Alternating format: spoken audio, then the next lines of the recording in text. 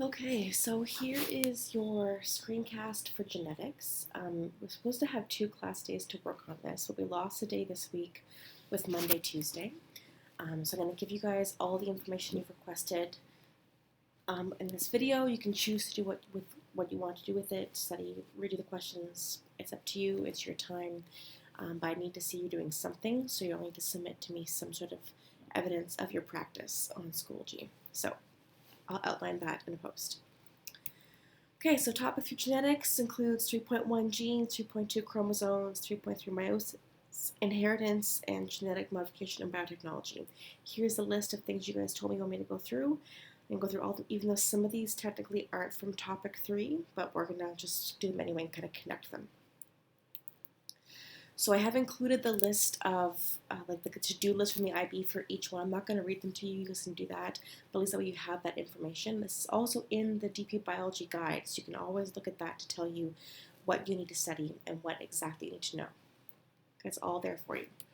Okay, so 3.1, 3.2. So before we talk about chromosomes in general, which I think Luca requested chromosomes, need to remember that we're not just always talking about eukaryotes. Prokaryotes also, of course, have genetic information. And if you look at the 2 of them, you should notice very specific things about the genetic information. So pause the video and look at the difference here. What do you notice?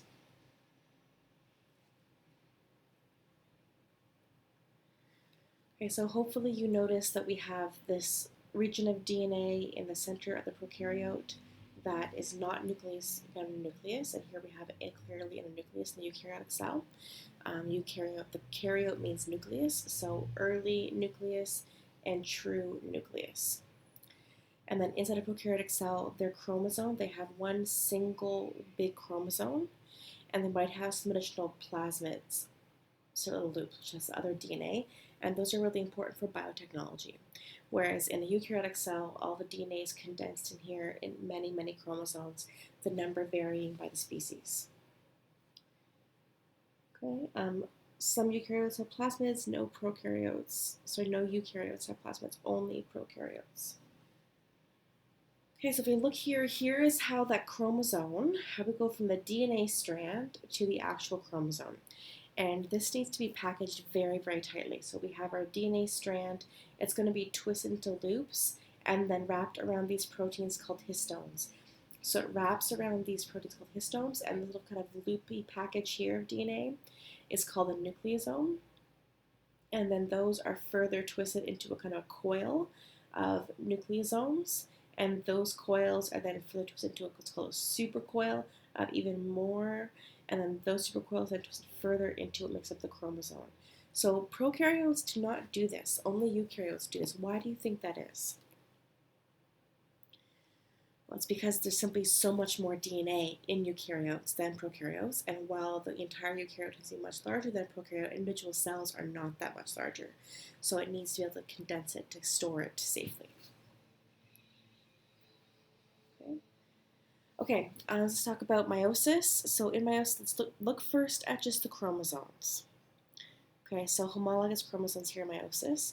So if we look at the beginning here, I have interphase happening. The DNA is loose, and I'm going to get my 4 copies of DNA here, 2 pairs of homologous chromosomes being lined up and then separated in anaphase. They separate into 2 cells, and I have 2 cells that are going to not really go through interphase. They're not going to copy the DNA again. They're just going to directly start to split once more. So now I have only 1 full chromosome of each, and they're going to split, so I get a chromatid on each side. Okay, so remember, on the homologous chromosomes is the same genes on each one. Let's say this big chromosome here has a gene for height, has genes for skin color, has genes for eye color, then they will all have those genes, but they don't necessarily have the same allele. Remember, the term allele means the what the information is encoded for in that gene. So we all have an allele for eye color. My eye color allele reads for blue eyes. Some students in our class, their allele for eye color reads for brown eyes, so we might have green eyes, but we all have a gene for eye color, but the alleles might be different. Okay, so the chromosome number is going to change in different species and at different types of cells for phases of mitosis and meiosis. So the chromosome number in any one species is by little n. So n in humans is what? That would be 23. So we have 23 chromosomes, and when we are diploid, we have 46 chromosomes.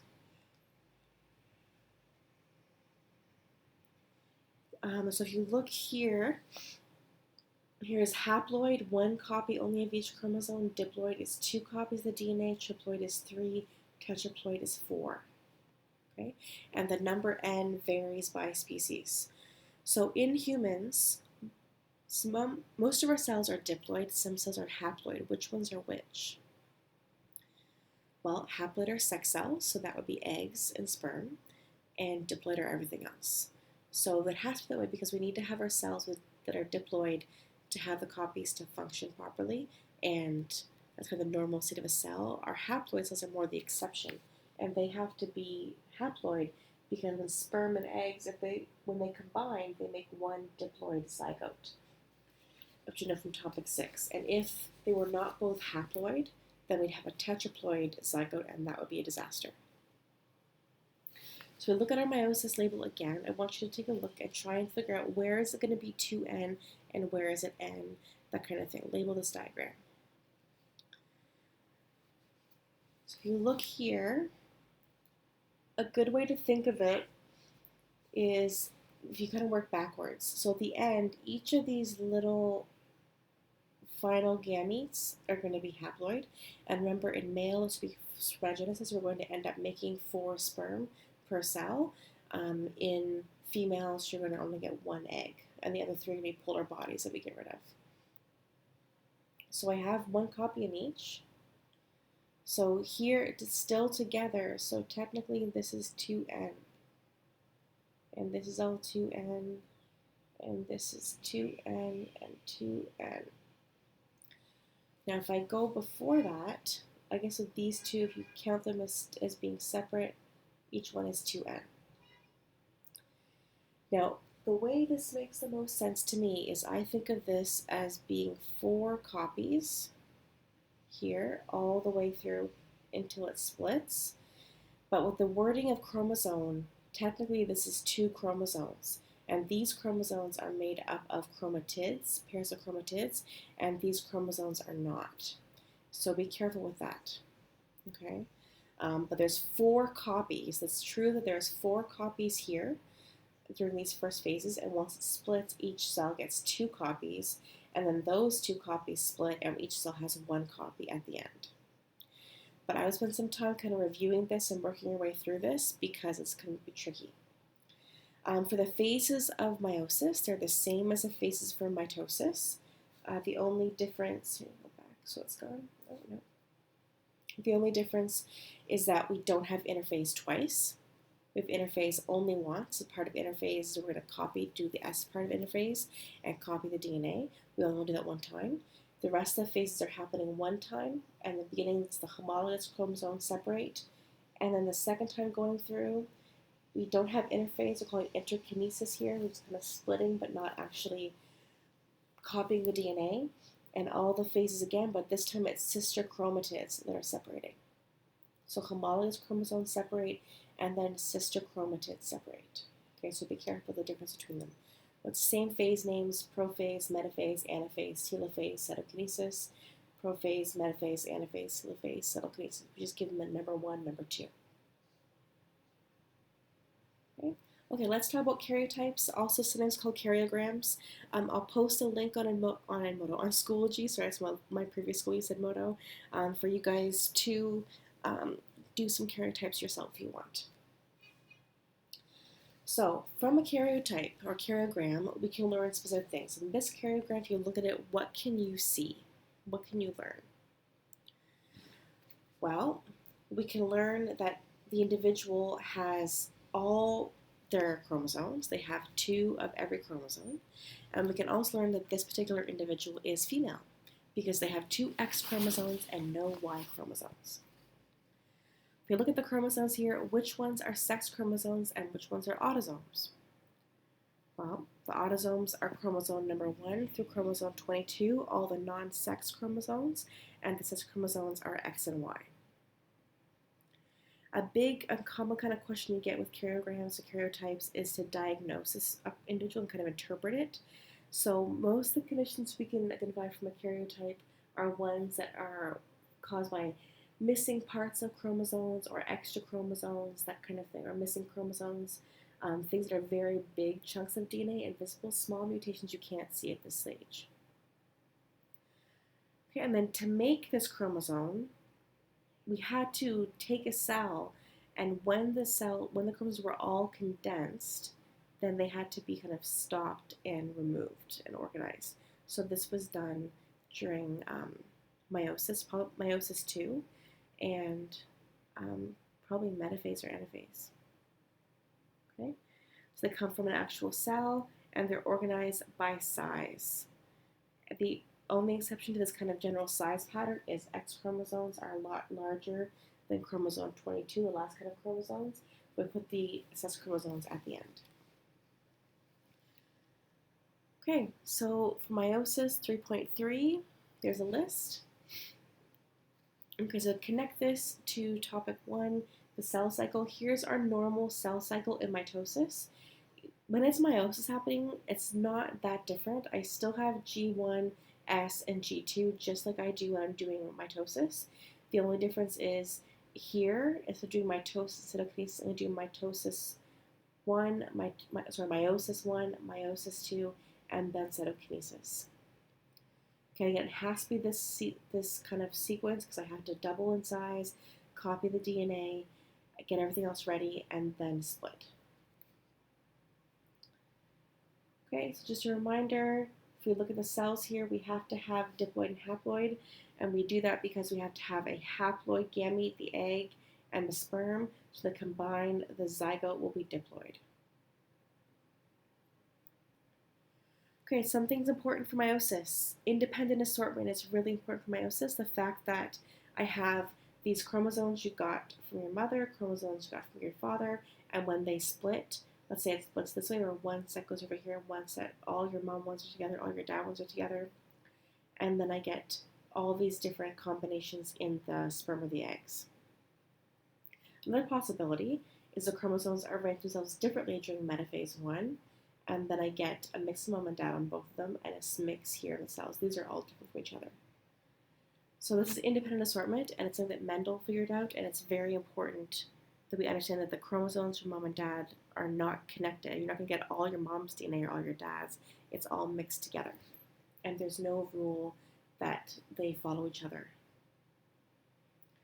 Okay, another thing important for genetic variation in meiosis is crossing over. So crossing over is when you have 2 non-sister chromatids on homologous chromosomes are going to exchange DNA.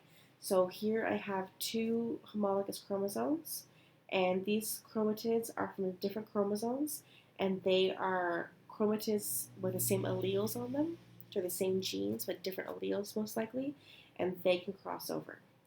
And when they do that, the DNA is exchanged between them.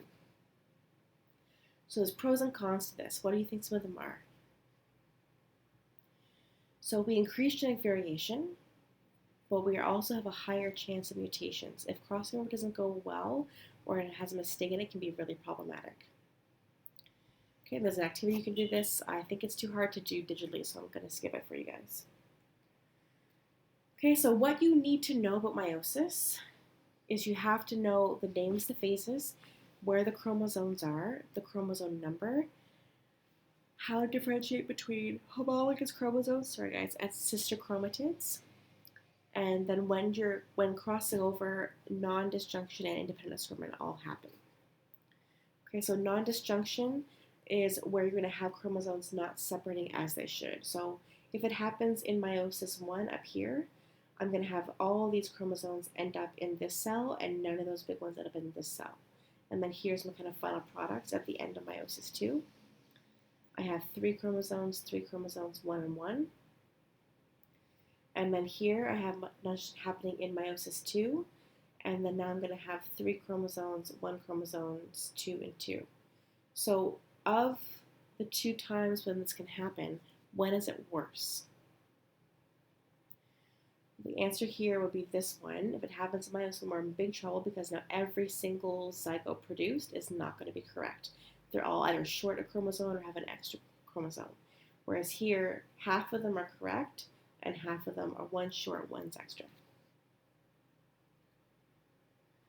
Okay, so what can happen from non-disjunction? Well, you can have things like Down syndrome. So the way we figured this out is someone called a genetic counselor can meet with individuals and help them understand the risks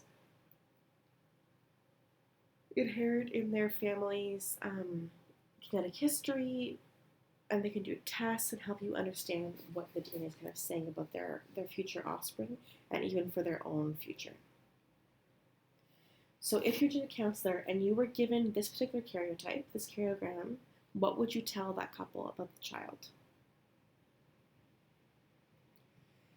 Well, hopefully you would tell them that they're having a girl, because we have 2 S chromosomes, but that child has Down syndrome. There's 3 chromosome 21, which means that it's non-disjunction. One of those chromosomes does not separate properly, and that means that child will be born with Down syndrome.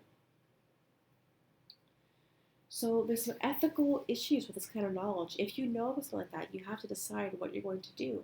Will you terminate the pregnancy? Will you not? Will you just be a more informed parent and be able to do some research to prepare yourself to deal with a child who has Down syndrome or some other illness? So a lot of times this kind of knowledge about a child before it's born can be very ethically challenging and to deal with. Okay, 3.4, do you happen to for 3.4? Okay, it's a request for a dihybrid cross. So in a dihybrid cross, what you're doing is you have 2 individuals being crossed, just like an any cross, but instead of crossing just one trait, you're crossing 2 traits. So to do these, we often use specific symbols for different generations. So we use P for the parental. So here's a parental, I have a yellow round P crossed with a green wrinkled P. And then we have F1 is the first generation of those parents. It's F because it's the first filial generation. It's from Latin. And F2, we cross the F1, and that's the second filial generation. So this is a type of cross that Mendel did. He found these kind of patterns and ratios. So here's a practice one. Take a minute, pause the video, and do it. Make sure you do your let statements first about your letters.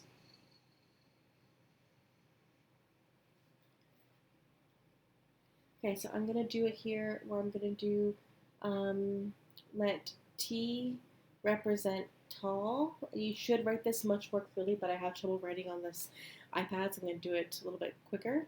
And then little t, same letter but lowercase, represent dwarf.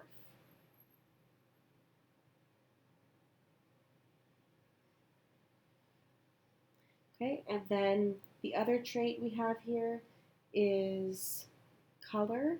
Let big G for green, I should have used the green marker for that one. And let little g be yellow. Notice how I'm using the same letter for the same gene if the alleles are different. It's really important. Okay, so I have a homozygous tall parent, homozygous tall, homozygous green, which means that parent is going to be big T, homozygous green, big G, big G. And the other parent is a heterozygous tall. Oh, I should have put that. Okay. So, big T, big T, big G, which means the only gametes I can get from that parent is one big T and one big G. There's no other possibilities. And the other parent is heterozygous tall and yellow. So big T, little t, and yellow is recessive, let's do 2 little g's.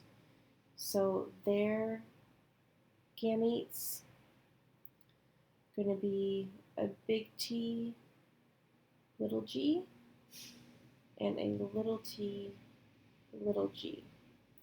So if I can do up to here properly, have my parental gametes done properly, that's the toughest part of a dihybrid cross. So then I'm going to take my one parent here, which is a big T and a big G, and I can write this 3 more times, but because the only possibility, I only have to do once, and the same answer either way. And the other parent is going to be a big T, little g, and a little t, little g. So if I cross this, and again, I could write both of those twice and fill in this whole 4x4 square, but I don't need to. It's not going to change my answer. What I'm going to do, if I'm crossing this one and this one, the combination I'm going to get is a big T and a big T, and then a big G and a little g. Forgive my really big writing. Let's trying to do this with my finger. And then over here, if I cross this parent and this allele, this combination from this gamete, I'm going to get a big T, little t, and,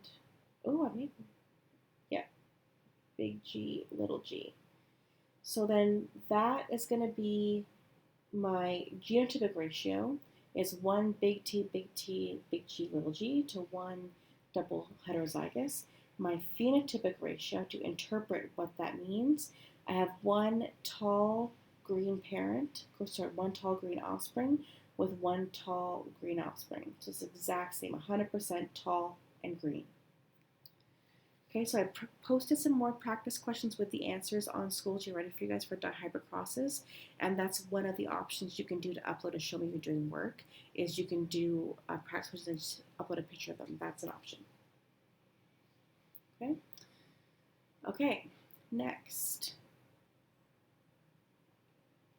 One of the tasks the IB wants you to do is compare predicted data from a cross with actual data. So you're going to cross a round yellow seeded parent with a wrinkled green one, then do the F1 and the F2. So you can do multiple generations here, and then you need to compare that to these numbers, and these numbers are the actual data. So in the F1, they got all round and yellow. If you got that, then that's good. And then your F2, here is the numbers they actually got, and here's the fractions. Okay, represent that. Did you get that with yours or not? And if you didn't, then you need to look at it. Sometimes these numbers are a little bit off, like here 108 and 101. They're not really exactly 3:16, but they're close enough with that ratio. So Mendel's ratio is 9:3:1. If both parents are double heterozygous, then I can expect in the F2, I'm going to have a 9 double dominant, 3 with one dominant trait, one recessive, 3 with the other dominant trait and other recessive, and 1 with both recessive traits. That's the ratio I'm going to expect if I'm crossing 2 double heterozygous parents in a dihybrid cross. Okay, so more stuff for inheritance here. Blood types. So blood types are tricky because it's a mix of codominance and regular dominance. So here we have the symbols you have to memorize these symbols, okay? So capital I with an uppercase little a superscript is type A, or the A allele. Capital I with a little b superscript is a B, and a lowercase I is a recessive. So type A blood can be with 2 homozygous with 2 A's, or it can be heterozygous with 1 A and 1 recessive. Type AB can only be 1 A and 1 B, that's the codominant. Type B can be 2 B's, like this, or it can be so homozygous or heterozygous, and type O is only if it's 2 recessive traits. So they have no antigens. So you think about option 6, or topic 6, and talking about antibodies and immunities. These are the antigens on blood types. We'll talk about that at that topic as well. Okay, so let's do some blood type Punnett squares here. So take a minute, pause the video, and try it yourself first. Okay, so here we have a type O male. So type O means I have two little i's. And a homozygous type A, which means capital I with an A, capital I with an A. So if I cross these, I'm going to have one type A, one type A, one type A, and another type A. So every single offspring is combining one of mom's dominant type A alleles and one of these recessive type O alleles, which means they're going to be all type A, but all heterozygous A. And the other problem, I have an AB male, so that's A and B, with a heterozygous type B, which means I've got B and a little I. So if I cross these two, this one is going to be AB, and this one's going to be B. I'm not very good at writing on this thing. BB, sorry guys. And then here, this is going to be A with an I, and B with a little I. So this is an interesting one because I have one type AB, one type B homozygous, one type A heterozygous, and one type B heterozygous. So every offspring is different. So again, practice more of these online yourself as practice questions with answers on Schoology. Okay, I have to do polygenic inheritance, and polygenic just means, poly of course means more than one, and genic is gene. So these are traits that are coded for by more than one gene, and a classic example is skin color. There are actually 3 genes that code for skin color in humans, and dark skin is dominant to light skin.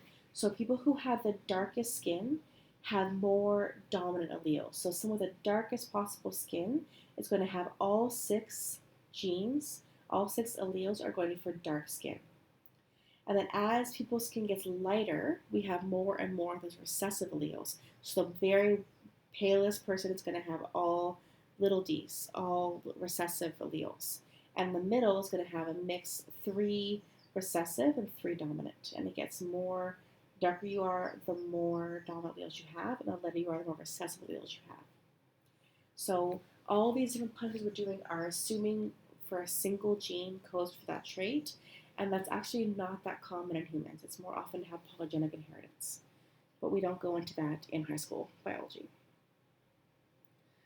Okay, you just didn't ask about sex-linked traits, but I realized if you're going to do pedigrees, you have to understand this, so skip if you want to, but here's how sex-linked traits work.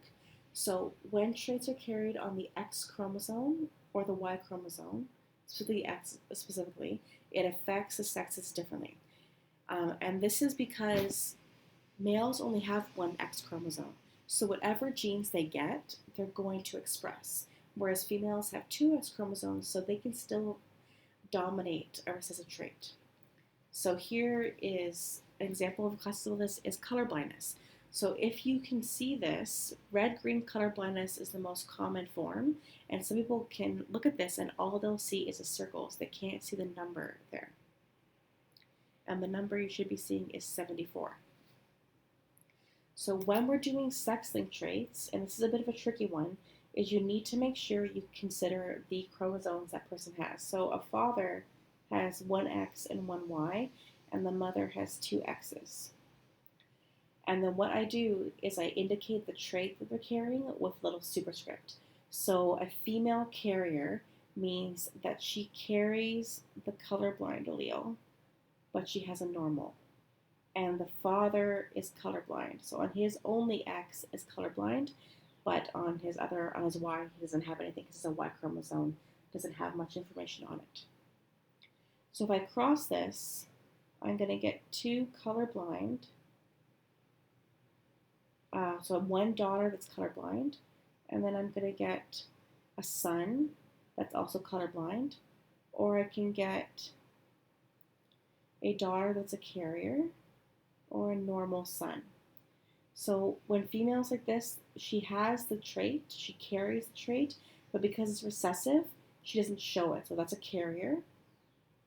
And so we have a daughter that is colorblind because she's homozygous for that trait. We have a daughter who's a carrier. We have a son who's colorblind and a son who's normal. And you need to differentiate between each of those when you're doing your answers for sex-linked traits. Okay, let's try another one. We have a normal male, normal X, normal Y. That's a bad Y. And a female who's a carrier. So she has one normal X chromosome and one carrier. So we have a normal daughter. We have a carrier daughter. We have a normal son. And we have a colorblind son.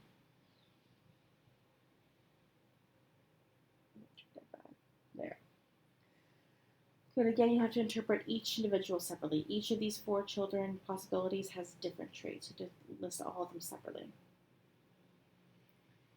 Okay, so in pedigrees, let's do pedigrees. In pedigrees, we have different symbols mean different things. So in a pedigree, a square is a male, a circle is a female.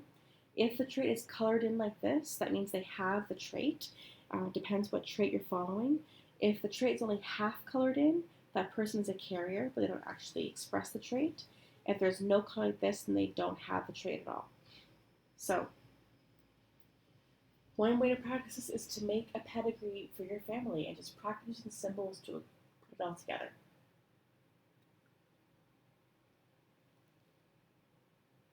Okay, here's a practice question. I want you to do this one. So here's the description of a family using capital W and little w for the widow's peak trait. So widow's peak is this kind of hairline where it points down.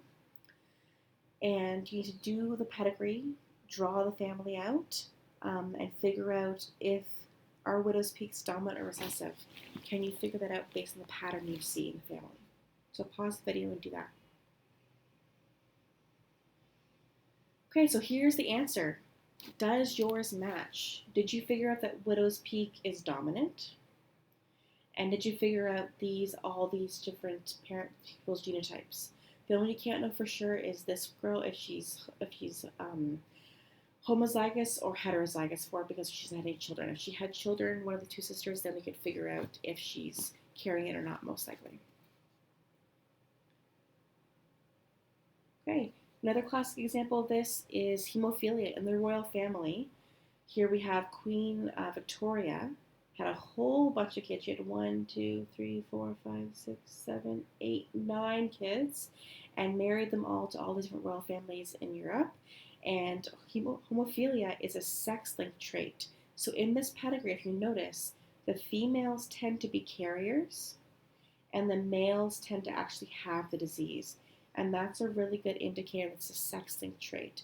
So the gene for hemophilia is on the X chromosome, but it's recessive. So most females who have it will not be hemophiliacs, but males who get it are going to be hemophiliacs. So try and figure out the genotypes of these people. Okay, genetic technology, so biotechnology here. You have to talk about gel electrophoresis. So we use gel electrophoresis in different kinds of DNA analysis, and it's going to separate molecules based on the size and charge. So we put the samples into the wells here, and they'll separate. The further ones that go down or further away from the source are smaller and are more negatively charged than the ones that stay closer. Okay, so first we have to cut up into small pieces. We don't want the whole big chunk of DNA. It's not going to help us separate them. So we cut them up first, and then we load them into one end of this gel. And this is an agarose gel made from seaweed. And then we pass the current through it, and the current is going to repel the negatively charged DNA away and attract it towards the positive. Okay, and then the different size pores in the gel are going to restrict how far the molecules go. So big molecules can't pass through it quickly, so they end up being close to the front here. They don't go as far as small molecules go much further. Okay, so if we look here again, I have a gel. I've loaded my samples here. It's going to run from a negative to a positive current through a buffer solution, and then I can separate it.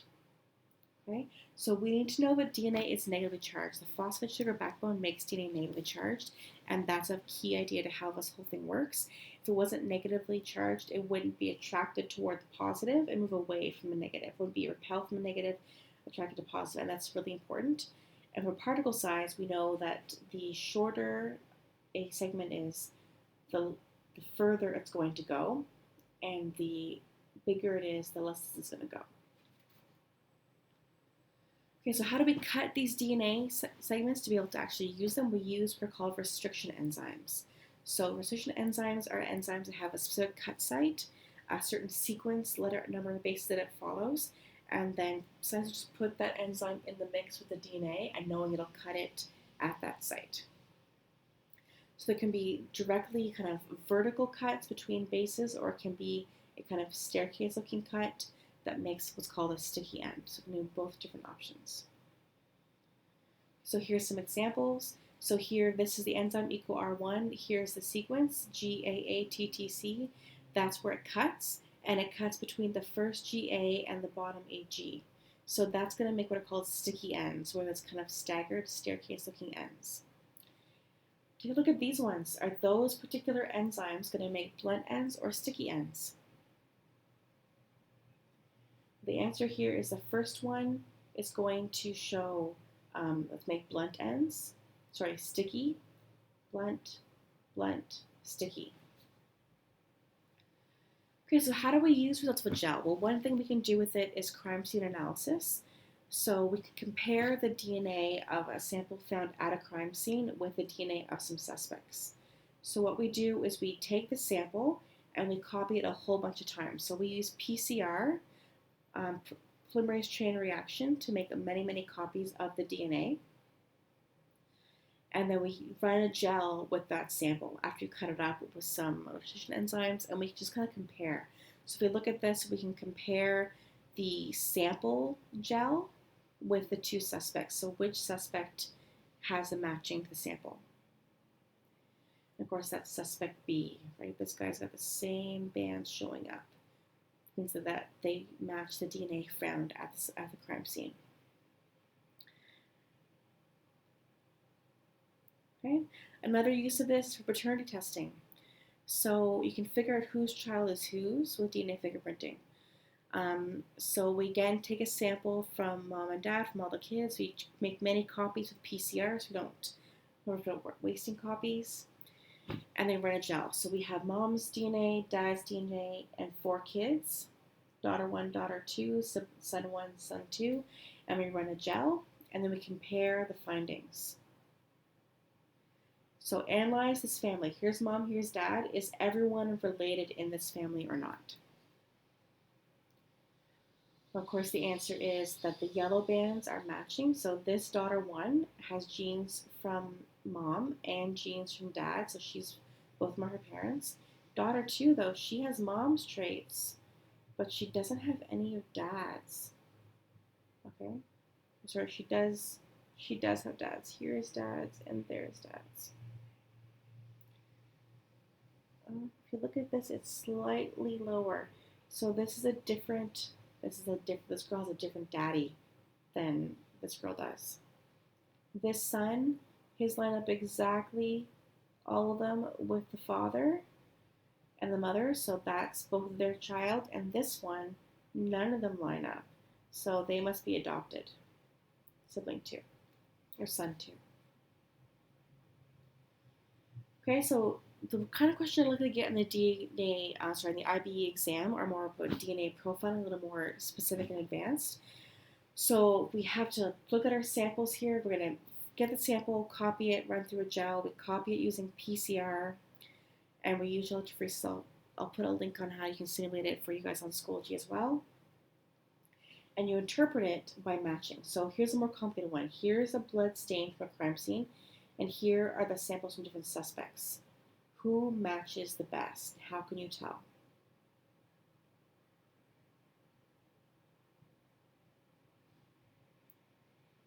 Okay, so clearly the best matching one is suspect number 3. It's almost identical the whole way down. It is identical the whole way down.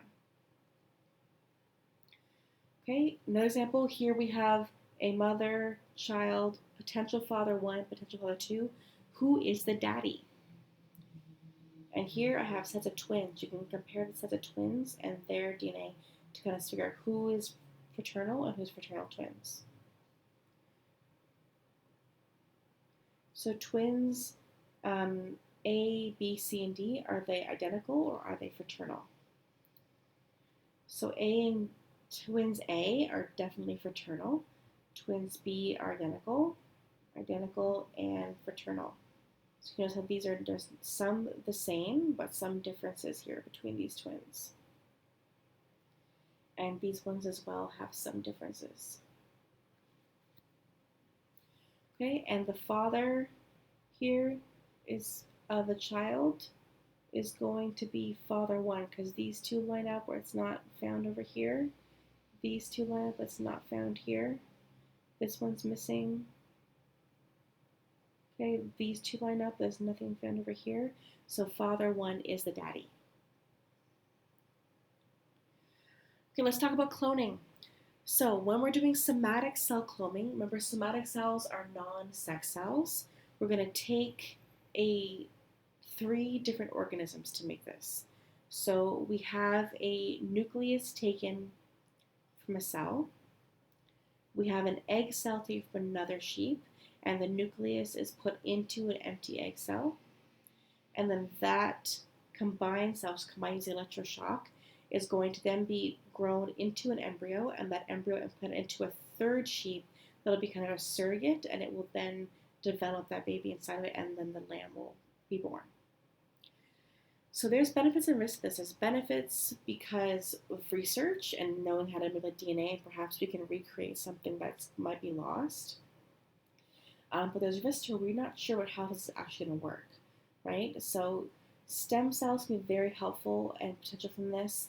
If we take a stem cell and we can clone it, then we can cause that cell to differentiate into different kinds of cells. We can make liver cells, nerve cells, heart muscle cells, all the different kinds of cells that we need to help somebody who's sick.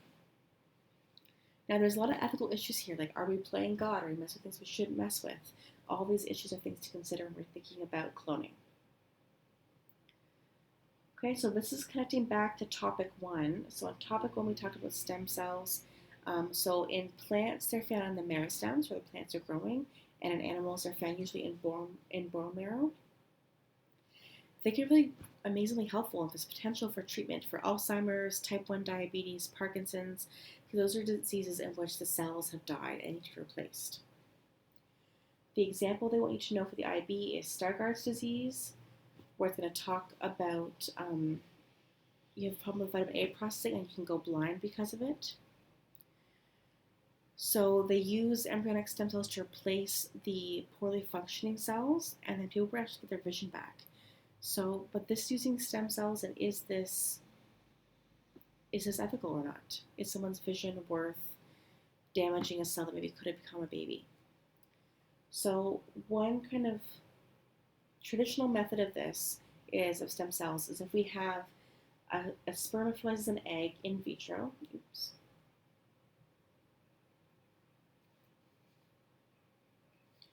Okay, so we have in vitro fertilization, and then that egg is allowed to develop into a basic kind of embryo, blastocyst, and then they take those cells in culture and then force them to become certain other kinds of cells, and then implant those cells into the patient.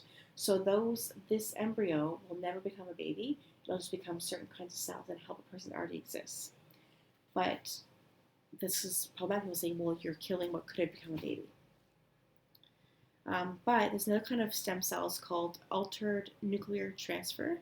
And in that case, we don't actually use a sperm. We have an egg that you trick into becoming an embryo. So we'll never actually be a person that only has one copy of the DNA. And that kind of lessens the ethical issues for some people.